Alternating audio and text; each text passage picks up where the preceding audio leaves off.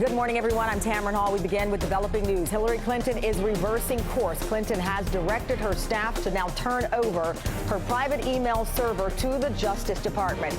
This after saying earlier this year that it would be or would remain private. But there is new controversy this morning over messages her staff already handed over for review. According to federal officials, despite past denials from Clinton, some of the former Secretary of State emails did in fact contain classified information. The Inspector General for U.S. Intelligence Agency says at least 2 of the emails should have been classified as top secret, the highest level of U.S. intelligence, with code words indicating electronic eavesdropping from satellites. It directly contradicts what Clinton said earlier this year regarding her emails. I did not email any classified material to anyone on my email. There is no classified material. I am confident that I never sent nor received any information that was classified at the time it was sent and received. State Department officials say they are still determining whether they agree the 2 emails were classified at the time they were sent. And Clinton's aides suggest they were labeled after the fact. Now, these new revelations come as the FBI begins its inquiry into the security of that private server. Clinton attorney David Kendall has also given the agency 2 thumb drives containing her emails.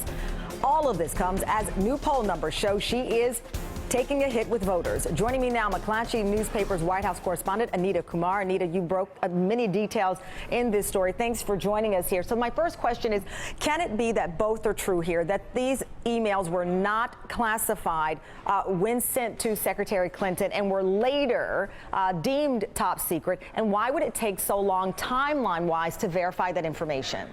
Well, I mean, that is what Clinton and her campaign is saying. They're saying that they may have been classified, but they weren't classified at the time and that they were not marked. What's going on now is as they are going through the emails, they're doing a classification process. Not on all of them. They've done about 40 so far. And so they've come up with some classifications. So that's why it's taking so long. It's years later that they're getting to look at them and classify them. Now, as I understand, a spokesperson for the State Department's Inspector General says that they will follow the facts wherever they lead to include former aides, associates as appropriate. As mentioned, the attorney David Kendall turning over 2 thumb drives here. Let's talk about how the aides could play in this, or what role they could play in this investigation here and what you've been able to uncover. Sure. Well, when you look at the emails that have been released so far, and the State Department's released about 6,000 pages so far, you see a lot of emails to and from aides. She emailed basically 3 aides all the time, 3 of her top aides. So those aides are very close to her. There's some concern that they might have had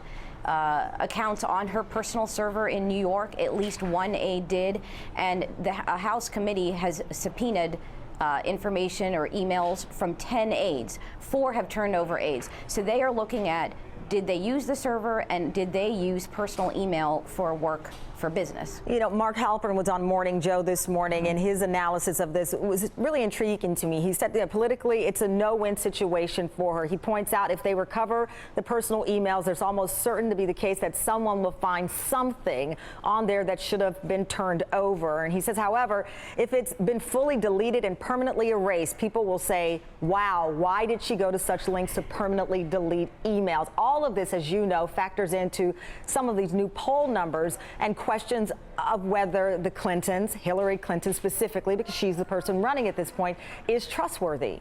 Right. I mean, definitely the polls are showing, and there's some new polls out today, that people are wondering about her honesty and trustworthiness, and it's directly related to the emails. I think that the Clinton campaign was trying yesterday when they said that they would turn over the server to sort of deal with these accusations, but it's come after months and months, and so it's been dragging out since March. And there's the other point that's been made that, taking credit, if you will, for turning over this information really may also be subject to interpretation, because much of this could have actually been subpoenaed eventually.